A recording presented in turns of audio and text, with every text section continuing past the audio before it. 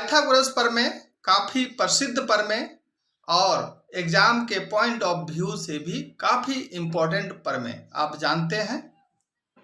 आज इसी को सिद्ध करने का प्रयास करेंगे। आप मेरे साथ बने रहें, काफी मजा आएगा और बिल्कुल आप सीख पाएंगे। तो ज्यादा समय मैं आपका नहीं लेता हूं, आप यहाँ पर आ जाएं।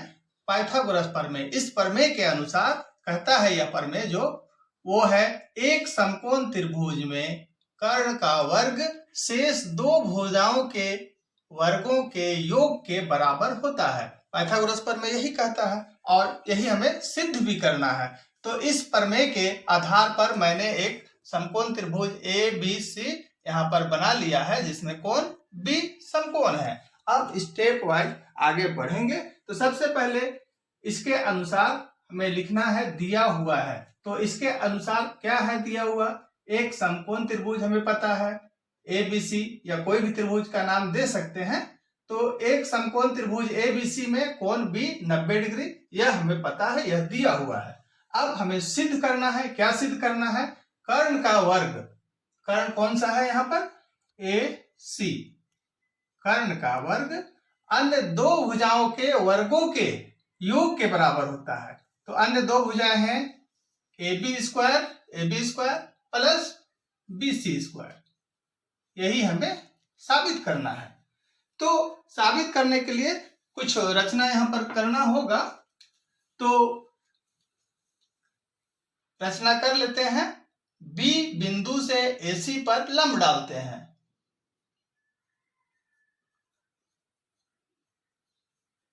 लंब का मतलब यह हुआ यहां पर 90 डिग्री और यहां पर भी 90 डिग्री। तो हमने रचना किया तो उसे यहां पर लिखना भी पड़ेगा। रचना,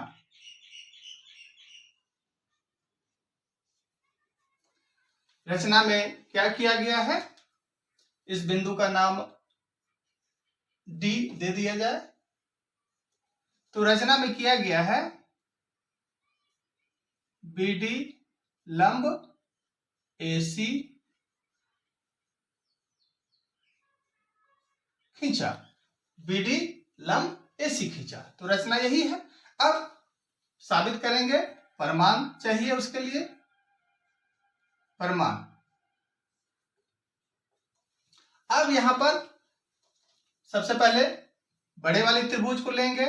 त्रिभुज ए बी सी और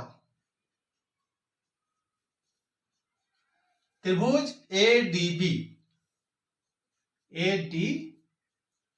बी में, और दूसरी मर्तबा लेंगे, बीच में लाइन दे देते हैं।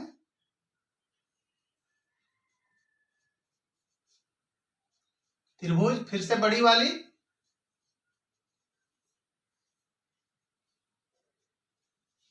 और त्रिभुज बी डी सी में। तो बारी बारी से हम लोग देखेंगे। सबसे पहले त्रिभुज ए बी सी और त्रिभुज ए डी बी में ध्यान से देखें किस त्रिभुज में बात हो रही है, उसमें देखें। त्रिभुज ए बी सी में, ए बी सी और ए डी बी में कोण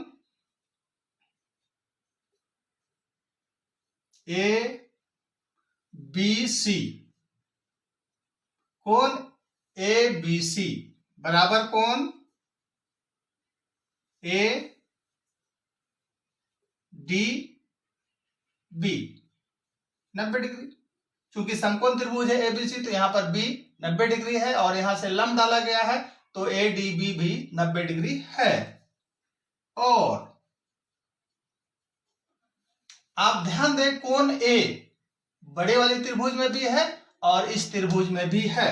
तो कोण ए बराबर कोण ए, इसे उभयनिष्ठ लिखेंगे, दोनों में है, कॉमन, उभयनिष्ठ है। इसलिए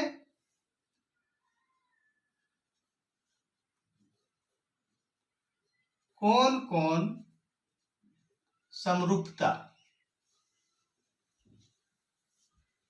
कौन कौन समरूपता से ये दोनों त्रिभुज समरूप हो जाएंगे। त्रिभुज ए बी सी, त्रिभुज ए डी बी, ये दोनों त्रिभुज समरूप हो गए। इसलिए समरूप होने से क्या होते हैं, संगत भुजाओं का अनुपात बराबर होते हैं। इसलिए यहां पर लिखना है संगत भुजाएं समानुपाती होंगी।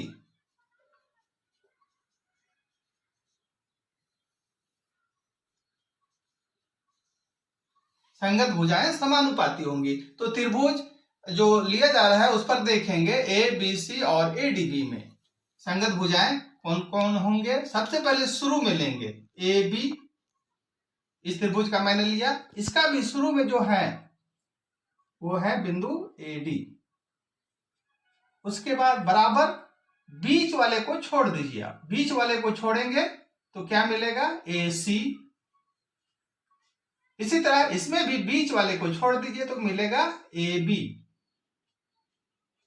अब यहां पर आप देखें ध्यान से, ए बी दोनों को क्रॉस करेंगे, क्रॉस तिर्यक गुना, तो ए बी स्क्वायर मिलेगा बराबर ए डी इंटू ए सी मिलेगा, ए डी इंटू ए सी। ये पहला समीकरण हमको प्राप्त हुआ। आप बिल्कुल समझ गए होंगे। अब दूसरी बार जो हमें लेना है त्रिभुज ए बी सी और बी डी सी में, इसमें भी हम समरूप करेंगे। कौन, बड़े वाले त्रिभुज में देखें तो ए बी सी, और छोटे वाले में देखें तो कौन, बी डी सी, वो है 90 डिग्री क्योंकि यहां पे लंब डाला गया था। और अब फिर यहां से ध्यान दें कि बड़ी वाले त्रिभुज में कौन सी और इस छोटे वाले त्रिभुज में भी कौन सी है, दोनों में कॉमन कौन सी बराबर कौन सी, उभयनिष्ठ।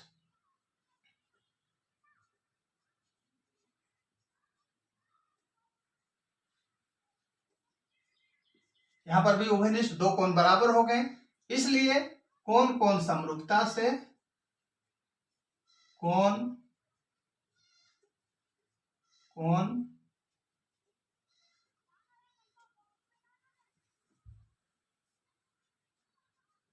समरूपता से त्रिभुज ए बी सी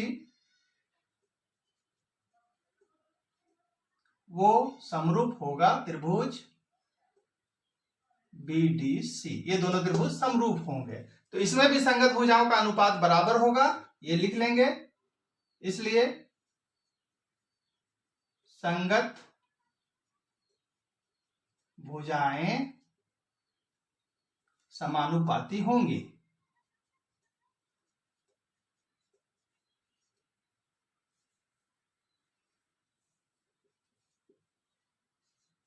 तो इसमें भी भुजाओं का अनुपात हमें निकाल लेना है। अब आपको यहां पर याद होगा हमने शुरू वाले बिंदुओं को लिया था, इस पर यहां पर बाद वाले बिंदुओं को लीजिए तो कभी मिस्टेक नहीं होगा, गलती नहीं होगी। यहां पर बी और सी को लीजिए, बाद वाली बी सी बाय, यहां पर भी बाद वाली पॉइंट को लीजिए डी सी, और इसमें भी बीच वाले को आप छोड़ दीजिए, बीच वाले को छोड़ दीजिए तो यहां पर हमें मिलेगा ए सी, और यहां पर भी बीच वाले को छोड़ दीजिए तो यहां पे मिलेगा बी सी। इसमें भी तिर्यक गुना करेंगे तो बी सी और बी सी यहां पर बराबर है तो बी सी स्क्वायर मिला, और तिर्यक गुना करेंगे तो ए सी और डी सी प्राप्त होगा। ये समीकरण हमको 2 मिला। यहां तक आप बिल्कुल समझ गए होंगे। अब यहां पर समीकरण 1 है, यहां पर समीकरण 2 है। आप ध्यान से देखें, दोनों समीकरण के संगत भुजाओं को जोड़ देंगे। तो यहां पर लिखेंगे अब समीकरण 1 और 2 को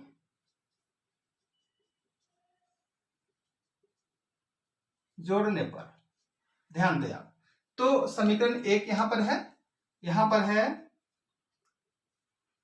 ए बी स्क्वायर इधर संगत भुजाएं इधर देखेंगे, BC स्क्वायर,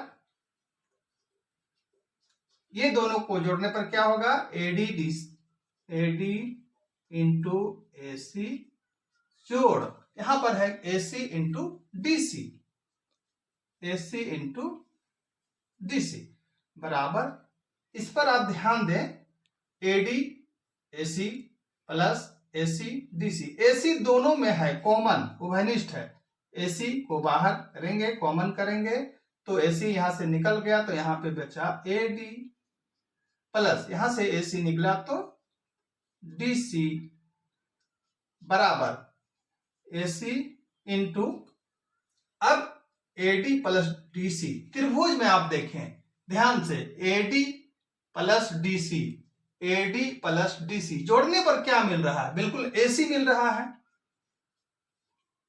अब AC इंटू AC क्या होता है, AC स्क्वायर। तो इस तरह देख रहे हैं कि AB स्क्वायर जोड़ BC स्क्वायर बराबर AC स्क्वायर हमें मिल रहा है और यही साबित करना था। तो इस तरह यह सिद्ध होता है, तो यहां पे लिखेंगे यही साबित करना था।